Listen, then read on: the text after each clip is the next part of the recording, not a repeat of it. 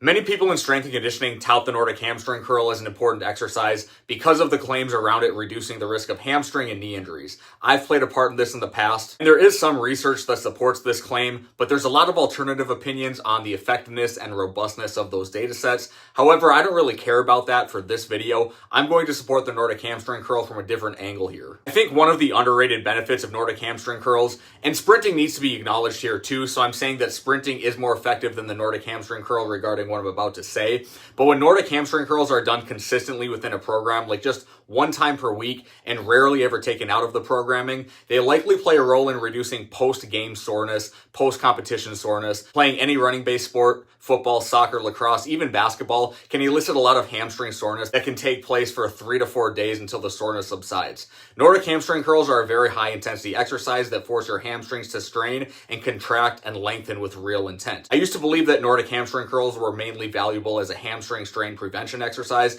and they probably still are, but what makes Nordic so valuable is how intense they are, especially relative to most people's strength levels. A bodyweight Nordic is a super maximal effort for almost everybody. That means your hamstrings are being asked to resist a load that they can't fully control through the full range of motion. Not many exercises provide this same stimulus without placing a ton of stress on the rest of the system. So it becomes a simple way to expose the hamstrings to very high levels of stress. And like I mentioned, sprinting does the same thing too for your hamstrings, producing force rapidly and repeatedly at high outputs. So of course, sprinting should be a frequent piece of training too. And when you expose the hamstrings to that type of intensity often, you'll notice that they start to feel less beat up from everything else. Less sore after competitions, less sore after long practices and any other high volume running based activities. Even just less tender the following days. I think that's what makes Nordic hamstring curls more valuable than the claim that they reduce hamstring strains. So anyways, those are just some thoughts on the Nordic hamstring curl that I wanted to share with you guys. That's all I got for this video. I appreciate you watching. I'll see you next time.